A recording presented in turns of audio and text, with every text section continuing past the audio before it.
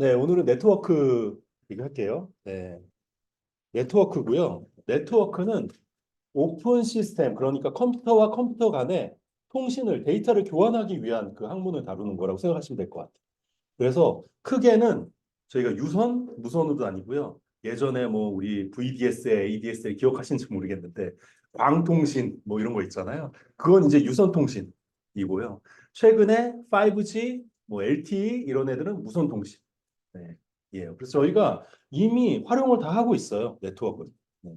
근데 이 조금만 들어가 보면 이 시스템들 간에 혹은 컴퓨터와 컴퓨터 간에 통신하는 그런 규격들이 다 있습니다. 예컨대 제가 중국 사람인데 아무리 저기 김준호님한테 중국말로 해본다 한들 네, 이해를 못할 거잖아요. 그런 것처럼 네트워크도 서로 상호 간의 데이터를 교환할 수 있는 그런 규격들이 있어요. 그걸 뭐라고 할까요? 아, 역시. 이러면 에이스인데. 네. 프로토콜이라고 해요. 그래서 그거를 계층별로 나눠서, 네, 계층별로 나눠서 그 프로토콜을 정의를 다 합니다. 아, 이럴 때는 이걸 쓰고, 이럴 때는 이걸 쓰고, 네, 이렇게 하는데, 그 계층별로 나눠서 하는 그 표준 모델이 뭐죠? 네. OSI 7 레이어라고 해요. 그래서 아예 표준으로 있습니다. 그래서 OSI 7 레이어는 7계층으로 이루어져 있고요. 7계층은 아파서 티내다요. 네. 아, 오늘 처음 들으시는 분들이 이게 뭐냐 막 이러시는데, 네. 저희가 네트워크 통신을 위한 7가지 그 계층들이 있어요. 아파서가 어플리케이션, 프레젠테이션, 세션, 트랜잭션, 트랜스포테이션, 그리고 네트워크, 데이터 링크, 네, 네, 다까지. 네. 그다음에 피지컬. 네. 네, 이렇게 되고요. 그래서 아파서 티내다. 혹시 이해가 되셨어요? 네. 민정이 혹시 접수되셨어요? 네. 그래서 우리가 이 어플리케이션 레이어에서 뭘 하냐면 쓰시는 것들 있잖아요. 카톡, 인터넷 브라우저, 예를 들면 크롬 얘기하는 거, 크롬. 여기가 어플리케이션 레이어다. 그럼 거기서 예를 들자면 HTTP 쓰고 따따따 네이버닷컴을 딱 치는 순간 이 과정을 통해서 네이버 서버까지 요청을 전송하게 됩니다. 네이버 서버에서는 응답값을 이 위로 이렇게 해가지고 짜잔 하면서 브라우저에 네이버 메인 페이지 보여주고 그 과정들을 보게 되는 거고요. 어플리케이션부터 피지컬까지 있다고 말씀드렸는데 이 피지컬은 물리계층이라고 얘기하죠. 여기는 그냥 저희 얘기하는 그 물리 실제 망, 유선 그 망. 여기서부터는 신호로 전송을 하는 거예요. 신호 전송.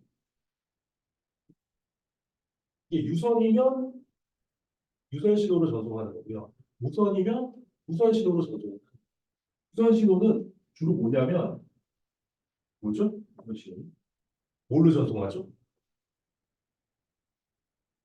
와이파이로 전송하는데 무선은 주파수.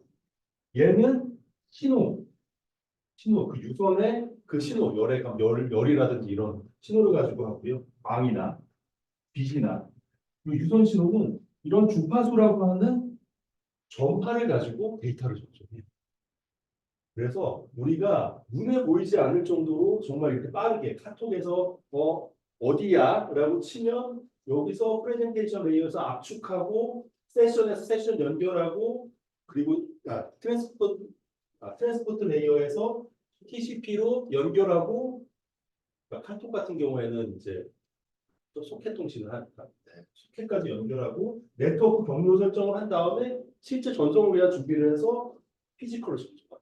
이 과정이 눈 깜짝할 사이. 그래서 요 밑에 단계로 이렇게 내려가는 걸 뭐라고 한다? 와,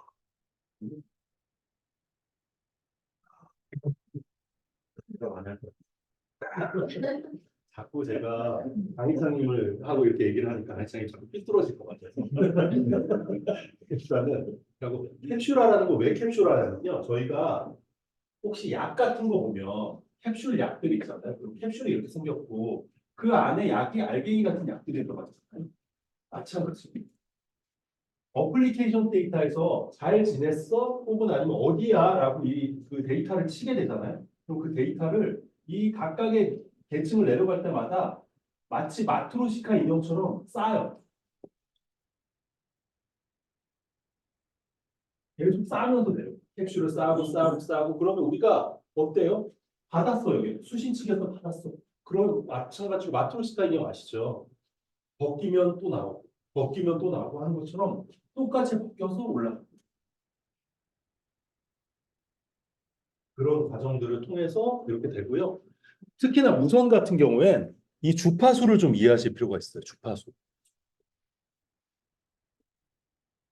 주파수는 이렇게 생겼대요. 네. 한 주기. 이걸 파장이라고 해요. 높이까지 한번 파장이라고 해요. 여기 높이를 진폭이라고 해요. 이 주파수 이렇게 생겼어요. 그래서 이렇게 돼 있고요. 1초에 한 번 이렇게 한 주기로 왔다 갔다 하는 걸 1헤르츠라고 해요. 1헤르츠. 이게 우리 속도랑도 관련됐어요. 이렇게 됩니다. 1헤르츠. 1초에 한 번 진동한 걸 1헤르츠. 1초에 두 번 진동하면 2헤르츠. 1000번 진동하면 킬로헤르츠. 근데 우리가 기가헤르츠 막 이러잖아요. 네, 그럼 기가번이겠죠. 기가번은 도대체 몇 번이죠? 메가가 100만이고, 그렇죠? 기가면 1000만인가요? 1초에 1000만 번을 못합니다. 얼마나 빠르겠어요. 네. 그래서 이런 특성들을 좀 알고 있을 필요가 있습니다. 전파를 그렇게 해서 하고 있고요. 자, 그래서 네트워크를 제가 정말 기본만 일단 말씀을 좀 드리긴 했는데 결국엔 컴퓨터와 컴퓨터끼리 데이터를 교환하기 위한 표준 형식, 기술 뭐 이렇게 정리할 수 있을 것 같아요. 네. 그래서 네트워크는 크게 이렇게 그룹핑을 해볼 수 있어요. 네트워크의 기본 개론들, 저런 어떤 기본 정의, 개념 이런 것들을 설명하고요. 두 번째는 네트워크의 품질 관리. 우리가 네트워크 왜 끊겨? 뭐 오늘도 이 집에 와이파이 막 끊기고 이러는데 왜 끊기는 거야 도대체? 지연이 일어나면 뭐 혹시 줌 같은 거 하다 보면 말이 갑자기 막 빠라라라라 이렇게 오다가 갑자기 느려지고 끊기고 뭐 이런 일들 생기잖아요. 그런 품질 관리를 어떻게 할까? 네트워크. 그리고 무선 통신에 관련된 무선 통신은 크게 이렇게 나눠볼 수 있을 것 같아요. 일단 우리가 자주 쓰는 항상 쓰는 이동 통신. SK, LG, KT 이동통신. 그리고 집에 가면 뭘 쓰죠? 리모컨. 네트워크 통신하고 데이터로 왔다 갔다. 그렇죠. 리모컨도 사실 통신이긴 하죠. 네. 네. 집에 가면 사무실에 오면 와이파이 비밀번호 몇 번이에요? 물어보잖아요. 와이파이 사용하는 거죠. 그리고 이런 무선 통신이 위치 추적을 할 때도 사용이 돼요. 그래서 아까 오전에 우리 IPS 할 때 쓰는 위치 측기 기술들이 무선 통신이랑도 연관이 돼요. 이걸 가지고. 여기서 제가 수주님한테 전파를 빵 쏴요. 그래서 빵 쏴서 갔다가 오는 그 시간을 가지고 거리를 측정하는 거예요. 네. 그런데 이거를 동시에 양쪽으로 이렇게 쏘면 이렇게 겹쳐지는 그 순간이 있을 거잖아요. 겹쳐지는 점. 이걸 가지고 위치 파악을 하는 거죠. 이게 AOA나 TDOA 보죠. 각도를 가지고 위치를 파악하는. 네. 이런 부분. 그래서 이 무선 통신이 위치 파악에도 사용이 된다. 네. 그리고 우리 보면은 어 저기 이어폰이나 그렇죠.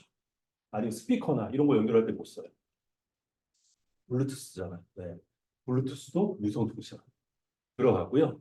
그리고 혹시 뭐 버스 같은 거 탈 때도 이런 태그 같은 거 하잖아요. 네. RFID 같은 기술들. 혹은 아니면 편의점 같은데 이렇게 갔을 때 네이버 페이 같은 거 하잖아요. 그럼 그때 쓰는 기술이 NFC예요. 그 NFC가 뭐의 약자라고요?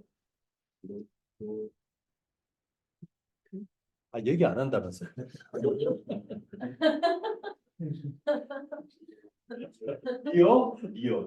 리어 필드 커뮤니케이션이라고. 리어 필드. 리어가 뭐예요, 우리? 가까운 데잖아요. 가까운 데서 통신하는 기술인 거예요. 리어 필드. 그래서 NFC는 짧은 거리에서 통신할 때 주로 많이 사용해요. 근데 그러면 짧은 거리에서 그렇게 통신해야 되는 그런 일들이 뭐가 있을까요? 예컨대 결제 통신을 하는데 여기서 한 이만큼 떨어져서 저기 민계선님 있는데 이렇게 제가 딱 하면 결제가 딱 돼. 되게 편리할 것 같잖아요. 네. 그런데 무슨 문제가 생겨요, 그럼? 네? 그렇죠. 중간에 캡처할 수 있잖아요. 이렇게 내 카드 번호나 이런 게 날아가다가 중간에 그걸 캡처해. 그래서 그걸 사용할 수도 있죠. 변조한다든지 위조한다든지 이렇게 해가지고. 네. 그래서 가까운 데서 통신하도록 이미 그런 기술 구역을 만들어. 결제같이 안전한 기술에는 NFC를 사용하자. 그래서 무선 통신이 그런 거에 사용이 된다라는 건데 멀게는 와이파이 우리가 이동 통신도 사용이 되지만 위치 측이나 그런 결제 기술들에도 무선 통신이 사용이 되고 있다. 그리고 네트워크 서비스. 네요. 네, 네트워크 서비스는 이 네트워크 기술을 가지고 응용해서 사용이 되는 부분. 응용. 그래서 충전하는 기술이나 아니면 차량 간 통신 혹은 아니면 스마트홈. 네. 스마트홈에서 세탁기, 냉장고, IoT 기기들끼리 통신을 할 때도 필요하고 그게 예를 들자면 삼성 세탁기랑 LG 냉장고랑 뭔가 통신을 하고 싶어. 근데 규격이 다르면 아까 얘기한 게 똑같잖아요. 하나는 영어로 얘기하면 하나는 중국말로 얘기하면 말이 안 통하잖아요. 그래서 필요한 게 뭐다? 네, 이런 표준이 필요한 거고 번역기가 필요하다. 맞아요. 번역기가 필요하죠. 표준이 필요하죠. 프로토콜 표준이 필요한 거. 스마트홈에는 매터라는 스마트홈에 이 통신 표준들이 있어요. 스마트팜에도 사용이 되고 아까 박진성 기술사 그 회사가 스마트팜을 전문으로 하는 회사라고 하더라고요. 그리고 네트워크 장비들이 있어요. 우리가 지금 보면은 집에는 여기 근처에는 우리 와이파이 같은 장비들이 있잖아요. 그렇죠? 그리고 유선은 보면은 유선 같은 경우는 여기들마다 이제 장비가 있는데 L2는 뭐라고 그러죠? L2 레벨의 스위치. 스위치 아시나요? L3 레벨은 라우터. 이 라우터가 무슨 뜻이에요? 루트 아세요? 루트? 루트가 무슨 뜻이에요? 경로자. 라우터. 경로를 설정해 주는 그거라고 해서 라우터라고. 루트.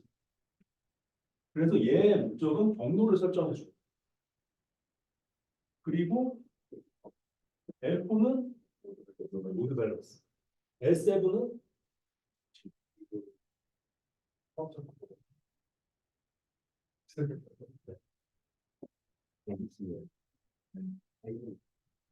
맞아요. 요 위에 있는 기능들을 다 갖추고 있는 거죠. 그래서 유선으로 나가게 되면 이걸 거쳐서 나가는 이거를 하나의 회사 내에서 브로드캐스팅하는 이 사무실 내에서 브로드캐스팅이랑 신호를 서로 공유하는 그런 영역이라고 할게요. 이쪽이 L2 영역이라고 하면 여기서 이제 신호가 나가게 되면 여기 밖에서는 이런 라우터들을 통해서 신호가 가요. 라우터라고 얘기하고 이게 곳곳에 세 개의 연결이 되어 있는 그래서 여기서 미국까지 예를 들어 미국에 있는 나이키닷컴 사이트를 들어간다고 하면 나이키닷컴 서버를 찾아가는 나이키닷컴 찾아가는 데 있어서 이런 라우터들 경로를 통해서 조달을 해서 정보를 가지고 연결을 하는 거예요.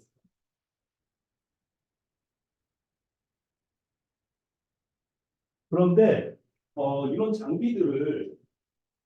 장비들을 예전에는 요거를 경로를 그러니까 예를 들자면 A 패킷이 들어온 패킷은 데이터에 전송하는 그 단위라고 생각하시면 돼요. 여기서 전송하는 단위. 그래서 쉽게 얘기하면 나는 학교에 갑니다라고 하면 그거를 이 네트워크에서는 나는 예를 들어서요 학교에 갑니다. 이거를 쪼개 데이터다. 이걸 패킷이라고 얘기해요. 패킷을 다 여러 공로로 그래서 가서 조합을 해요. 마치 토렌토 그때 얘기하셨죠. 토렌토 뭔지 혹시 아시나요? 영화 같은 거 다운로드 받는다고 하면 이런 조각들을 모아가지고 나중에 드랍을 하는 거예요. 마찬가지로 이런 어떤 영상이나 글이나 이런 게 있으면 얘를 조각을 이 데이터 단위를 패킷이라고 얘기하는데요. 경로를 결국 그러니까 라우터에 전송하기 위한 최소 단위라고 생각하시면 돼요. 패킷이라고 얘기하는데 이 패킷 단위로 쪼개가지고 전송한 다음에 이 수신 측에서 결합을 하는 거예요. 그래서 나는 학교에 갑니다라고 이렇게 되게 되는데 어떤 패키지 들어오면 이건 1번 경로로 보내. 2번 패키지 들어오면 얘 별로 중요하지 않으니까 천천히 보내. 이런 정책들을 설정해야 되는 경우들이 생겨요. 네트워크 장비들. 근데 예전에는 실제 이런 네트워크 스위치 같은 장비들이 있다고 하면 이거랑 이걸 조작하기 위한 소프트웨어가 일체형으로 있었어요. 일체형. 예를 들자면 뭐 화웨이의 네트워크 라우터 장비라고 하면 화웨이의 디바이스와 화웨이의 소프트웨어를 써야지만 가능합니다. 그러다 보면 어떤 문제가 생겼어요? 연속돼 버립니다. 아, 맞습니다. 네. 락킹 문제가 생기죠. 화웨이 장비를 한번 들여다보면 계속 화웨이만 써요. 그러다 보면 한 벤더에 중속이 되는 케이스도 생기고 그런 문제가 생기기 때문에 이런 네트워크 가상화 문제, 가상화 같은 기술이 필요합니다. 아, 하드웨어는 하드웨어대로 여기서 소프트웨어는 분리를 하지. 그래서 이게 화웨이 장비든 LG 장비든 삼성 장비든 별도로 이 하드웨어를 별도로 조작할 수 있는 소프트웨어 인터페이스를 만들자. 그래서 소프트웨어와 하드웨어를 분리해서 관리할 수 있도록 하자. 이게 SDN이라고 소프트웨어 디파인 네트워크라고 해서 SDN이라고 이거 좀 이따 다시 설명할게요. 그리고 이렇게 네트워크 장비들이 굉장히 늘어나다 보니까 필요성이 늘어나다 보니 일반 컴퓨터도 마치 네트워크 장비인 것처럼 가상화해서 사용해야 되는 경우들도 생겨요. 그러다 보니 이제 그런 컴퓨터들을 기준으로 해서 네트워크 장비처럼 사용할 수 있는 기술이 NFV라고 하는 네트워크 가상화 기술들 같은 것들이 있습니다. 그래서 결국에는 이렇게 보시면 좋을 것 같아요. 스토리를 좀 만들어 보면 기본적인 네트워크에 대한 개념들을 배우게 되고요. 이런 여기에 관련된 문제들이 있고 그리고 결국에 네트워크가 그러니까 품질이 있는데 네트워크가 그 품질을 만족시키기 위해서 어떤 품질 관리 기술들이 있는가 혹은 어떤 관리 기법들이 있는가를 배우고 그리고 그 중에서 특히나 최근에 이슈가 되고 있고 많이 활용이 되고 있는 무선 통신에는 어떤 기술들이 있는지 그리고 이 기술들을 통해서 실제로 네트워크 서비스는 어떻게 제공이 되는지, 어떤 서비스에 어떻게 제공이 되는지, 그리고 이런 것들을 좀 더 잘 활용하기 위한 가상화 기술들은 어떻게 활용되고 있는지, 이런 크게 한 5가지 물질 그룹으로 좀 엮어볼 수 있을 것 같고요. 그래서 이 전체적인 것들을 이해하기 위한 네트워크 개론 기술부터 쭉 순서대로 보시면 됩니다. 네트워크는 아까도 뭐 다 설명드리긴 했는데 결국에는 이런 것 같아요. 전송 매체. 매체가 뭘까요? 매체. 매개체 이런 얘기 하잖아요. 자신이 있는. 뭐 그런 거 기본 아니야? 약간. 매개체, 매체. 네, 어떤 특정한 그렇죠. 디바이스 되는 거죠. 전송하기 위한 수단 뭐 이렇게 볼 수 있는 거죠. 네. 음. 크게는 2가지로 나눠요. 유선과 무선. 무선은 우리 광이나 그렇죠? 그러니까 광이라는 빛이죠, 빛. 빛으로 전송하든지 아니면 예전에는 아예 그 전파의 색이나 전파가 아니라 열, 뭐 이런 걸 가지고 했었거든요. 유선의 열 가지고 하기도 하고. 무선은 주파수예요, 주파수. 근데 그 주파수는 아까 말씀드렸다시피 이렇게 구성이 되어 있죠. 주기, 파장, 진폭 이렇게 구성이 되어 있는 거고요. 이 대역이 정해지게 되는데 이 대역이 이제 고밀도 뭐 저밀도 이런 애들이 있는데 그건 좀 어려우니까 일단 넘어가면 우리가 ISM 대역이라는 게 있어요. 주파수 중에서. ISM 대역. 인더스트리얼 사이언스 메디컬. 이 원래 주파수는 돈이에요. 그래서 국가에서도 경매를 붙여요. 700MHz 대역은 KT, 800MHz 대역 KT, 뭐 2.4GHz 대역은 누가 뭐 이렇게 다 동매를 맺혀서 이걸 막 몇 조 단위로 팔거든요. 그런데 이 대역은 무료로 사용할 수 있게 해주는 거예요. 이 대역은. 왜? 과학이나 의료용으로 사용하는 대역이기 때문에. 보면은 2.4에서 2.5기가 900에서 928MHz 이 대역들은 무료로 사용할 수 있습니다. 근데 대부분 우리가 사용하고 있는 블루투스, 와이파이 이런 애들이 다 이 대역을 사용합니다. 그래서 와이파이 뭐 대역 뭐 이런 거 볼 때 2.4, 5GHz 뭐 이렇게 나온 것들이 아마 보시면 있으실 거예요. 나중에 한번 뒤에 한번 보세요. 마이크. 그 공유기 그 뒤에 보면. 그래서 5GHz 대역이나 2.4GHz 대역. 네. 뭐 그렇게 사용이 되기도 하고요. 그래서 주파수는 이렇게 다 유료인데 무료로 제공이 되는 비면허 대역이라는 게 있다.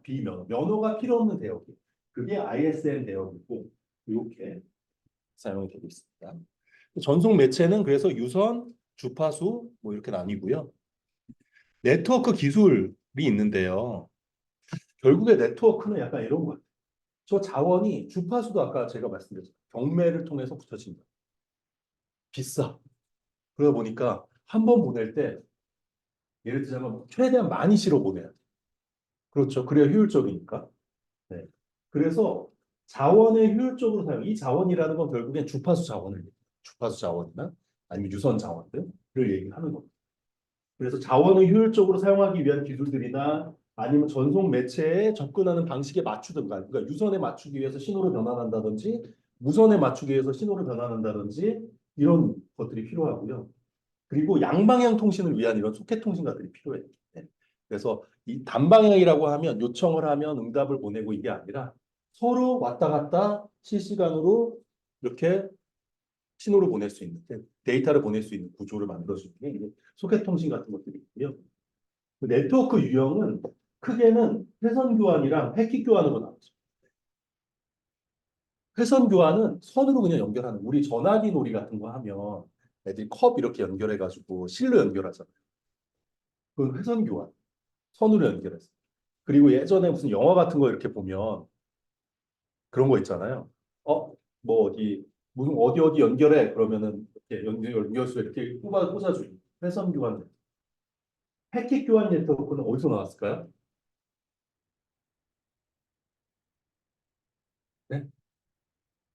그러니까 무슨 레이어였죠? OSM 레이어에서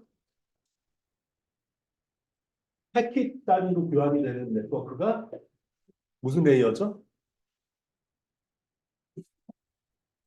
패킷 단위로 교환. 라우터, 라우터, 라우터가 교환하는 게 패킷이라고 그랬잖아요. 라우터는 몇 개층? 한 개층은 뭐예요? 네트워크죠.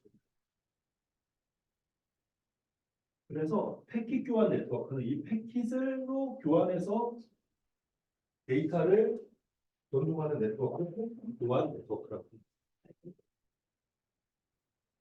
이게 있고 통신 방식에는 뭐 유니캐스트, 브로드캐스트, 멀티캐스트, 애니캐스트 같은 방식들이 있고요. 네. 이 유니캐스트는 1대1 통신이에요. 그래서 제가 김준호님이랑 같이 1대1로 이렇게 통신을 할 때 이제 유니캐스트라고 얘기하고요. 브로드캐스트는 1대 다예요. 그래서 이 방에 있는 사람들이 다 각자가 컴퓨터라고 하면 제가 브로드캐스팅을 한다. 브로드캐스트가 어디서 많이 나오죠? KBS. 그렇죠? KBS는 양방향이에요? 한방향이죠. 방송하면 KBS가 뭐의 약자예요? 코리아 브로드캐스팅 시스템인가요? 모르고 드리는 말씀. 네. 나중에 한번 찾아보죠. KBS. 맞아요. 브로드캐스트는 동시에 이렇게 쏘는 거예요. 방송하는 거예요. 네. 일정한 지역 내에서. 그게 브로드캐스팅이라고 해요. 그래서 1대 다라고 해요. 제가 지금 브로드캐스팅 하고 있는 거예요. 이 방에 있는 사람들한테는 똑같은 거를 다 쏘고 있죠. 멀티캐스트는 이 중에서도 일부 그룹한테만 보내는 거예요.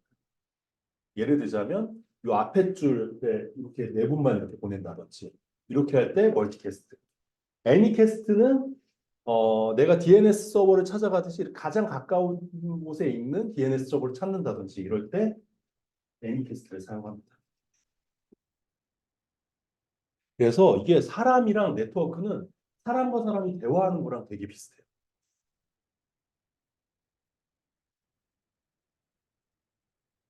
자, 그래서 자원을 효율적으로 사용하는 기술들이 뭐가 있을까라고 보면 신호 전송 측면에서 소스 코딩, 소스 코딩은 압축하는 거. 왜 압축을 할까요? 그렇죠. 네. 짧은 시간 안에 최대한 많은 정보를 보내야 하니까. 왜 최대한 많은 정보를 보내야 될까요? 비싸죠. 그렇죠. 비싸죠. 채널 코딩은 오류를 제어하기 위한. 제가 예를 들자면 나는 학교에 갑니다라고 전송을 했는데 저기 정우태님은 나는 교회에 갑니다. 이렇게 받아들이면 안 되잖아요. 네. 오류가 있는 거잖아. 이렇게 서로 뭔가 갔을 때 오류를 제어하기 위한. 아니면 나는 학교에 갑니다인데 나는 갑니다라고 전달이 됐어요. 학교를 누락하거나. 이런 일이 생길 수 있잖아요. 이걸 하기 위해서 내가 보낸 신호들이 제대로 다 도착했는지를 확인하는 작업. 네. 이런 오류 제어가 있어요. 이 확인하는 작업이 되게 재밌어요. 방식이 두 가지 방식이 있어요. 제가 나는 학교에 갑니다라고 정선생님한테 딱 했는데 학교가 누락이 됐어요. 그럼 그거를 직접 고치는 게 방식이 있고요. 저기서 이건 학교에 갑니다가 누락되었군. 그럼 이거 수정해야지. 그게 고치는 방법이 FEC, Forward Error Correction입니다. 에러 커렉션을 하는데 forward, backward 다시 오는 거예요. backward. 다시 보내. 그럼 제가 다시 보내주고. 그런 두 가지가 있습니다. 그리고 인코딩은 디지털로 신호로 변환하는 거예요. 네, 아날로그 신호를 디지털 신호, 1과 0의 신호로 변환해 주는 거예요. 네. 자, 정말 재밌는 게 이게 변조인데요. 네. 변조는 어떤 채널의 성격에 맞춰서 신호를 바꿔주는 거예요. 그래서 디지털 전송을 위한 변조가 있고 아날로그 전송을 위한 변조가 있어요. 디지털 전송을 위한 변조는 베이스밴드, 디지털에서 디지털로 변조할 때는 베이스밴드라고 얘기하고요. 아날로그를 디지털로 바꿔주는 걸 펄스 변조라고 해요. 그래서 이 펄스 변조 방식에 PCM이라는 애가 가장 유명합니다. 그래서 혹시 일기 때 하셨던 분들 중에 PCM 방식 혹시 기억나시나요? 그런 게 있었어요. 휴양부 제복제 기억 안 나세요?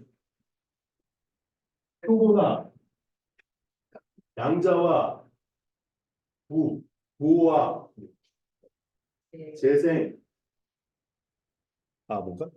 복호와, 그렇죠? 네. 재복, 재생 같이.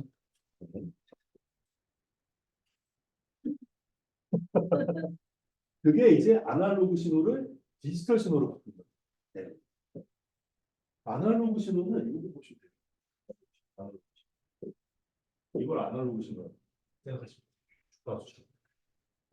그런데 디지털 신호는 어때요?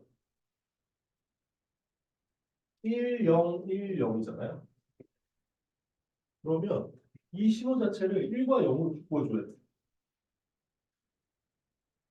그러면 방식이 촘촘하게 1, 얘는 1, 0, 뭐 이렇게 하는 방법도 있겠지만 이게 샘플링이 필요한 건데 표거나 여기를 샘플링하는 표본을 추출한다고 하잖아요. 저희가. 샘플링을 해서 요거를 부호화시키는 거예요. 부호화라는 얘기는 코드화시킨다는 거죠. 해서 이걸 샘플링을 한 다음에 이 신호를 보내는 거죠.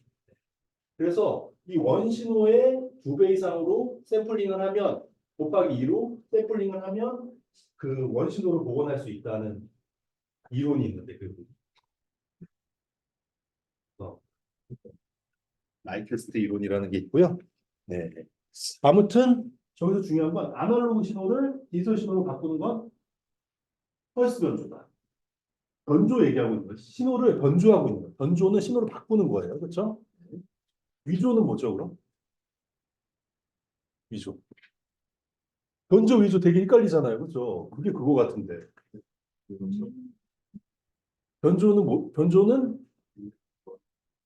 그렇죠. 예를 들어 10, 10인데 0을 1로 바꾼다든지. 변조. 위조는 맞아요. 없는 걸 있는 거죠. 네. 두 분이서 얘기하고 있는데 제가 마치 네, 중간에 김준호님이 보낸 것처럼 신호를 만들어서 보낼 수 있는 이게 바로 위조. 네. 그래서 뭐 서류를 위조한다 뭐 이런 얘기 있잖아요. 졸업장을 위조한다든지 그런 거고요. 디지털 전송이고 아날로그 전송은 디지털 신호를 아날로그로 보냅니다. 그럼 어떻게 되겠어요? 1010 이게 디지털 신호잖아요. 그렇죠? 이거를 아날로그 저 주파수로 바꾸는 거예요. 네. 아, 그래서 이게 진짜 재밌는 거예요. 나만 재밌는 거 같아요. 네. 1010 이거를 우리가 있는 이 주파수로 바꿔주는 거예요. 여기 방식이 여러 가지가 있는데요. ASK는 위상을 변조하는 거고, PSK는 위상 편의 변조, FSK는 이 두 가지를, 함이 이 두 가지를 다 같이 하는 거구나. 아무튼 그렇게 되는 거고요. 진포, 얘는 높이잖아요. 그래서 얘는 변조를 어떻게 하냐면, 어,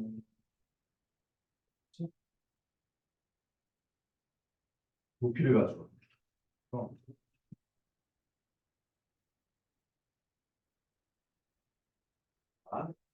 0, 1, 1, 0, 1, 0. 이해되시나요? 높이가 다르잖아요.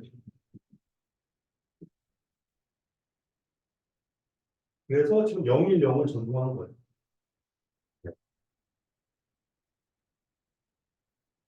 그리고 저 진폭 편의 변조는 각도를 가지고 하는데 저거는 그림을 보면 설명드릴게요. 괌까지. 그래서 최근에는 이 괌이라는 기술을 써서 대부분의 와이파이 뭐 예를 들면 이동통신 다 이 괌이라는 기술을 써서 데이터를 주파수로 변환시켜서 전송합니다. 이건 좀 이따 같이 볼게요. 그리고 아날로그를 아날로그로 변조하는 방법도 있어요. 이게 우리 라디오, AM, FM 네. 되게 친숙하죠. 네. 이게 네, 그렇게 되고요. 그리고 뭐 대역 확산 뭐 이런 기본 기능들도 있고 다중화. 네. 다중화는 뭐냐면 동시에 여러 신호를 한꺼번에 보낼 때 어떻게 처리할까?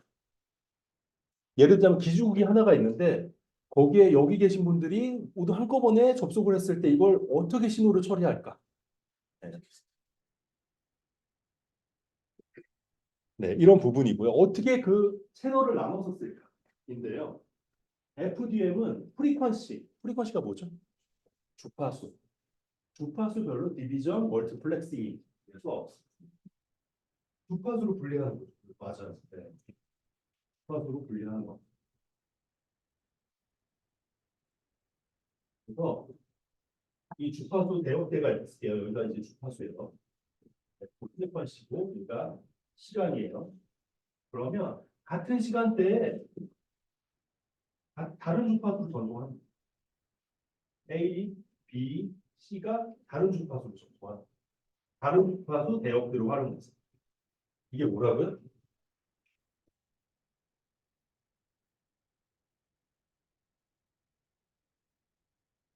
주파수를 디비전, 나눠서 멀티플렉싱을 한다. 그럼 TDM은 뭘까요? 시간으로 나누는 거예요. 시간으로 나누면 어떻게 되겠어요? 이렇게 나눕니다. 자, 여기서부터 여기까지는 A가, 여기서부터 여기까지는 B가, 여기서부터는 C가 이 해당되는 매체, 자원을 사용할 수 있도록 하는 거죠. 자, 동시에 여러 사람, 동시에 여러 기계가 어떻게 한 매체를 유선이나 무선이나를 사용할 때 어떻게 나눠서 쓸까에 대한 그리고 파장 분야는 비스의 그 파장 있잖아요. 그걸 가지고 나눴습니다. 그리고 뭐 스페이스 같은 것들도 있고요. 그래서 다중화는 그런 애들이 있고 다중화는 주로 유선을 많이 사용합니다. 유선에서 동시에 보낼 때. 다원 접속은 동시에 여러 모바일 기기들을 활용한다. 모바일에서 주로 활용하게 되고요. 여기는 A만 달라. 뒤에 A만. 아까 FDM 뭐였죠? 주파수 단위로 나누는 거잖아요. 네. 뒤에 어세스라는 애만 붙여주는. TDM은 시간, SDM은 공간, CDMA 어디 들어보시지 않으셨어요? 네, 무슨 통신? 예전에 이율이었나? 네, 그쵸. 이동 3.0인가 얘가? 저 LTE가 4.0. 그래서 CDMA 무슨 첨단 통신 뭐 막 이러면서 나온 거 기억하시죠? 코드 분할 통신, 코드를 나눠서 사용할 수 있도록 해주는 거예요. OFDM이 이제 LTE 기술이고요. 오쏘분할이라고 해서 이렇게 나눠 쓰는 거고, 노마 같이 이제 그죠? 세기, 전파의 세기를 가지고 나눠주는 할당을 다르게 쓰는데, 얘가 뭐라고요? 다원 접속, 멀티 어세스를 하기 위해 여러 사람이 하나의 매체, 주파수 자원을 활용하려고 할 때 사용하는 부분입니다. 그리고 이제 여기까지는 동적 할당이고요. 고정 할당이고, 여기가 이제 동적 할당. 이 부분이 있습니다. 자, 동적 할당은 뭐냐면 고정해서 저기는 고정해서 쓰잖아요. 자, 이주파수는 A가, 이주파수는 B가, 이주파수는 C가 이렇게 고정으로 할당하잖아요. 근데 그게 아니라 그냥 비워놓고 그때 여러분 이렇게 있으면 자원이 어때요? 낭비가 되죠. 얘가 사용 안 하는데 항상 고정으로 할당을. 우리 주차장 생각해 보세요. 주차장이 그냥 비어 있어 항상. 근데 고정으로 할당돼 있으면 너무 아깝잖아요. 그래서 그러면 유동적으로 쓰자. 오는 사람 먼저 쓰면 되는 거 아니야? 이렇게 돼서 쓴 게 자원 병합을 통한 거거든요. 그게 유선이 CSMA CD라는 애가 있고, 무선은 CSMA CA라고 해요. 그래서 이런 것도 이제 볼 거고요. 충돌했을 때 어떻게 처리하는지 볼 거예요. 예약 방식, 비예약 방식 뭐 이런 애들도 있는데 같이 좀 볼 겁니다.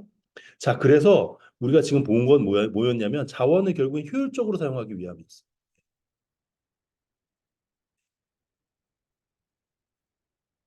자원을 효율적으로 사용하기 위해서 신호등송을 이렇게 압축하고 뭐 오르 제어하고 이런 걸 한다든지, 아니면 변조 신호를 바꿔서 그 전송 매체에 바꿔서 보낸다든지, 아니면 여러 다중화 기기나 여러 사람들이 모바일 기기들이 붙었을 때 어떻게 그 자원을 나눠서 쓸지에 대한 부분들. 자원 접속은 무선, 다중화는 유선. 네.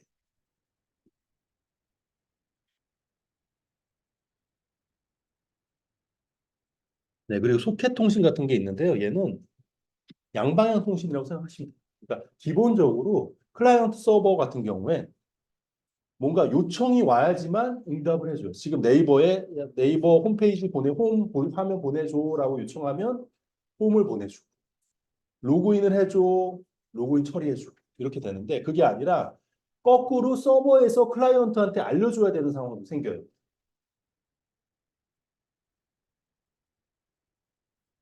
이쪽이 클라이언트, 이쪽이 서버면 항상 클라이언트가 뭐 줘? 여기 있어. 이렇게 응답을 해주는 구조가 되는데, 그게 아니라 양방향으로 이렇게 통신을 해야 되는 상황이 생겨요. 꼭 얘가 요청을 하지. 어떤 경우일까요?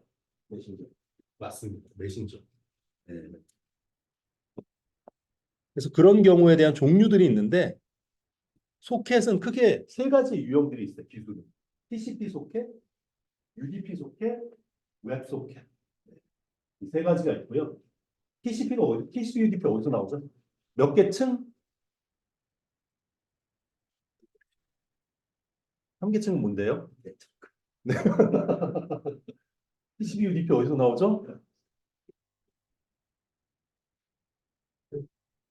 트랜스포트 전송계층. 네. 4계층이죠. 네. 4계층이고, TCP와 UDP는 이렇게 생각하시면 돼요. 제가 지금 막 하고 이렇게 강의하는 거는 UDP예요. 알아듣던 말던 일방적으로. 아닌가요? TCP예요? 이해할 때까지. 그쵸. 맞아요. 이해하고 있는지 물어보잖아, 항상 이렇게. 잘 받았어? 신호 보낸다. 그럼 받았어. 네, 이게 TCP.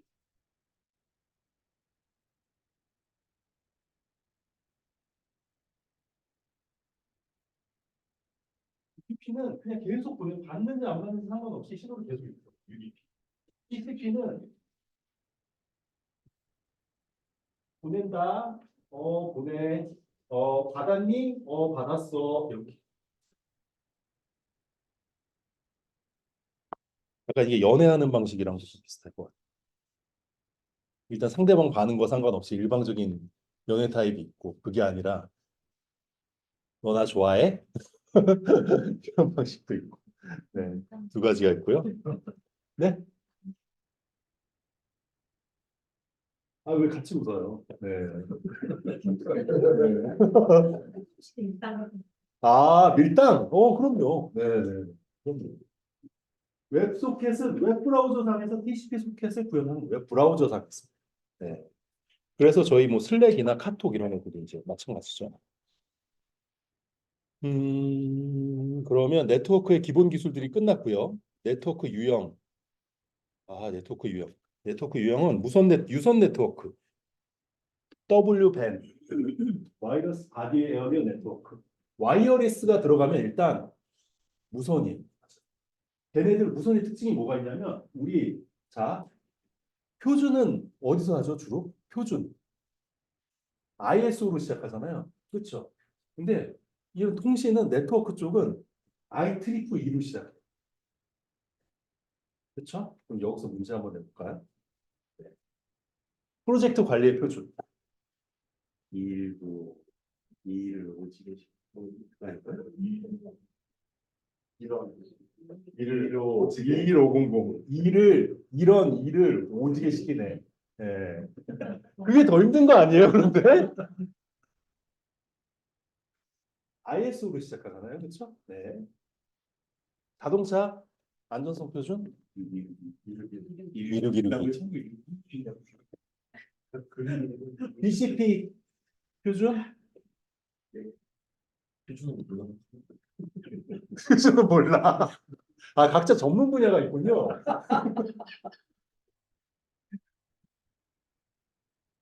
BCP 2230. 2230의 핵심 키워드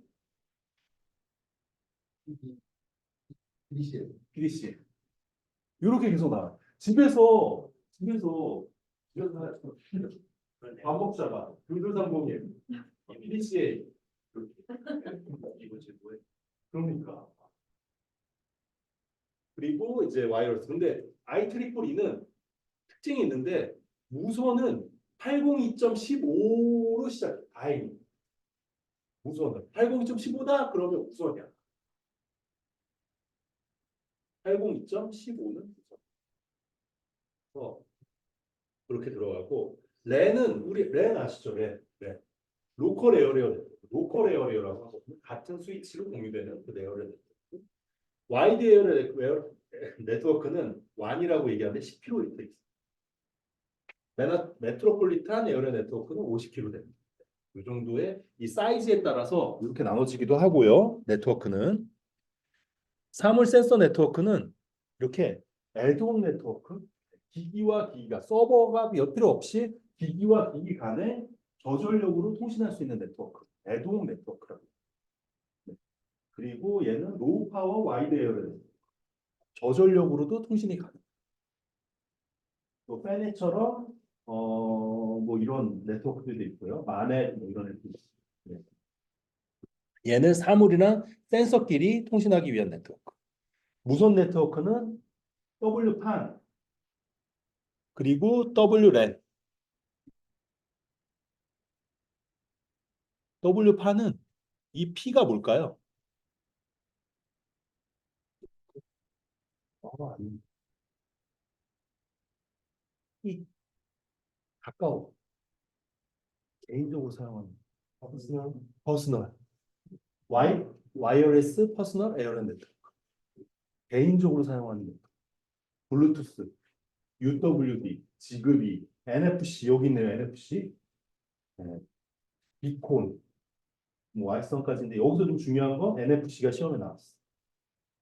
그래서 이렇게 나오면 일단 얘를 어떻게 알아야 되냐면 3.51MHz 주파수를 사용하고 10도는 424kbps를 사용합니다. 네. 왜 웃으세요? 네. 난 안 해볼 거니까 상관없다고요? 이해됩니다. 네. 네. 블루투스는 블루투스 지금 몇 가지 나왔죠? 5.0까지 나왔나? 아, 5.0 이상 될 것 같아요. 5.0이 2016년 6월에 발표됐으니까 더 되겠죠. 저희 다 쓰는 게 다 블루투스잖아요. 네. 되고 아까 랜이 있었어. 랜은 무선이야. 그렇죠. 무선은 W 801.11 X 얘가 있어. 얘는 지금 표준이 얘도 있고요. 와이파이 7까지 나온. 네. 30GBps. 그래서 와이파이는 어세스 포인트 뭐 이런 윌스, BSS, ESS 같은 어떤 그런 기술들이 있고요. 이 보안 사용하는데 WPA3 뭐 이런 보안 기술들이 있어요. 이거는 이제 세부적으로 보면서 설명을 하도록 하겠습니다. 지금 WPAN 무선 네트워크 본 거예요. 무선 네트워크. 그리고 위성 통신 네트워크가 있는데 그게 이거 사틴이라고 하는 네트워크가 있고요. 통합 통신 네트워크. 그리고 토르 네트워크. 이거 어디서 봤죠? 네, 닥불. 얘는 특징이 뭐라고요? 검색이 안 되죠. 근데 뭐로 구성되어 있죠? 어니언 라우터, 어니언 프록시 이런 애들로 구성이 되어 있습니다. 자, 그래서 네트워크 유형은 이렇게 나눠볼 수도 있고요. 전송 매체까지 다 본 거고 OSI 7 레이어. 네. 뭐라고요? OSI 7 레이어? 아파서 티내다. 아, 프레젠테이션, 세션, 트랜스미션, 네트워크, 데이터 링크, 피지컬. 이렇게 1계층부터 7계층까지 있고요. 얘네들의 지금 역할이에요. 여기. 앱 필요 통신 서비스 제공. 저희 브라우저, 카카오톡 이런 애들 사용자들이 직접 쓰는 그 인터페이스가 2단계. 그리고 여기서 통신을 일단 해야 돼. 뭐 예를 들면 전송 버튼을 누르는 순간 카톡 전송을 누르는 순간 압축, 로그인만 인증 세션 처리하고 전송으로 들어가서 실제 경로 설정하고 전송 준비하고 그다음에 물리 주파수나 유선으로 전송하게 됩니다. 그래서 각 얘네들마다 역할들이 다 있어요. 그 역할들을 알아야 되고요. 역할뿐만 아니라 얘네들마다 뭐가 있다고요? 프로토콜이 있어요.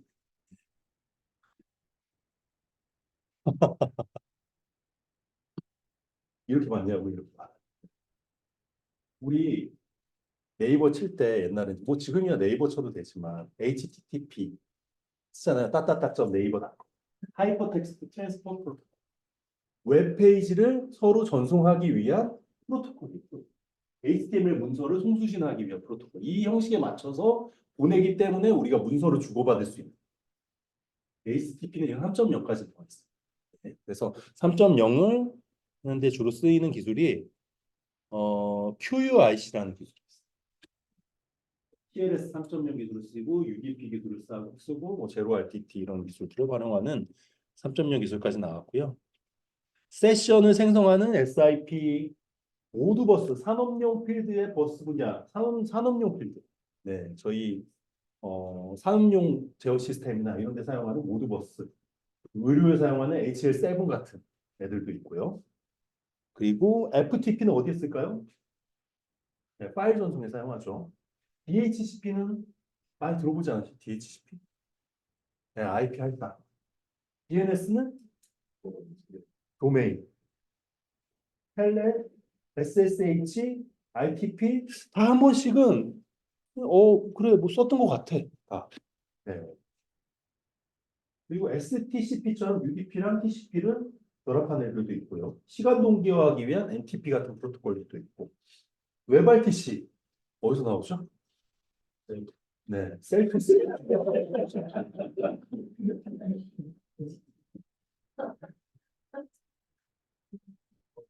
아, 일부러 그러나?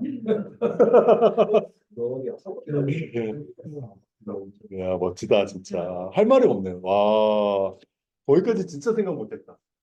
다료병, 압축, 암호화, SMPP 뭐 이런 애들 있고요. 암호화뿐만 아니라 압축, 집 뭐 이런 애들도 다 여기 들어가는 거죠. 그리고 MPG 이런 동영상 압축 같은 것도 여기 들어가는 거고요. JPG도 마찬가지입니다. 세션, 이 전송 계층이 중요해요. 이 빨간색으로 표시한 게 뭐예요? 중요하기 때문에 그런. 네. 전송 계층이 트랜스미션이 중요하고요. 이 전송 위에는 데이터야, 데이터. 데이터가 오고 여기서부터는 세그먼트라고 불러요. 이 세그먼트 위에다가 뭘 씌운 게 패킷이라고 불러요. 네. 그래서 여기는 흐름 제어, 오류 제어, 혼잡 제어를 합니다. 트랜스미션. 그래서 슬라이딩 윈도우 같은 방식들이 있고요. 이거 한번 그때 윈도우 이렇게 여는 거 설명드렸었죠. 네.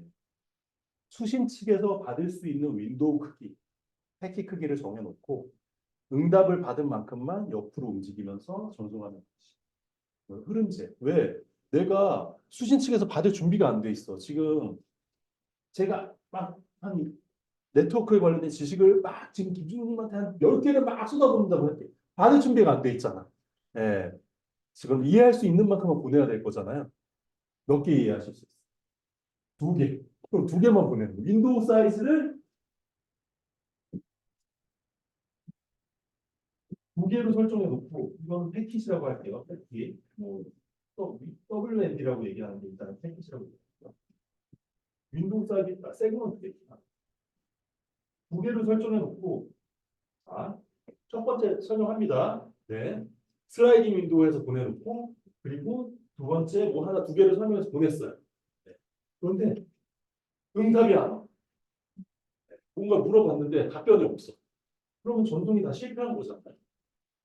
그러면은 다시 전송한다. 그런데 또 다시 두 개를 전송했는데 첫 번째 거에 대한 응답은 왔어. 이해했어, 이해했어. 두 번째 거에 대한 응답은 안 왔어. 그러면 전송해야 되는 데이터들이 이렇게 있으면 얘는 제대로 받았잖아요. 그럼 그 다음에는 이 윈도우 크기 이만큼을 전송. 이해했을까요? 이해했을까요? 밀면서 응답이 온 만큼 이상 이해했어요. 그러면 두 번 땡겨가지고 4, 5로 전 슬라이딩 윈도우. 네. 오류 제어는 우리가 이, 이 클라이언트, 이 수신 측에서 수신 측한테 뭔가를 보낼 때마다 번호를 외쳐. 자, 1번 갑니다. 1번은 그러면 서버 측, 이 수신 측에서 받았어? 라고 응답을. 1번 받았어? 이런 식으로. 1번이 제대로 전송된 거예요. 자, 그런데 1번이 가다가 2번을 가다가 유실이 됐어. 그럼 응답이 안 올 거잖아요. 그러면 다시 보내야죠. 이렇게. 이거 가지고 오류 제어가 방식이 이런 방식들이 시퀀스 넘버로 하는 거고요. 네. 혼잡 제어는 이 네트워크 자원을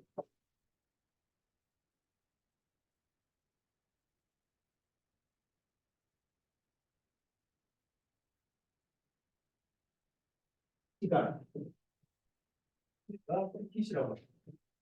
데이터 보내야 되는 크기예요. 네. 그러면 혼잡 제어라는 게 뭐예요? 혼잡하다. 그렇죠. 그 네트워크 자원을 많이 쓰고 있으면 혼잡하잖아. 어디 몰이나 뭐 지하철, 막 이런 사람 많은 데 가면 혼잡하잖아. 그럴 때 혼잡할 때 이걸 어떻게 데이터를 잘 컨트롤해서 보낼 거냐라는 부분들이 생기게 되거든요. 그걸 하는 거고, 그래서 처음에 어떻게 하냐면 지수배로 보내요. 지수배. 지수배는 뭐예요? 지수배로 보낸다는 게 뭐예요?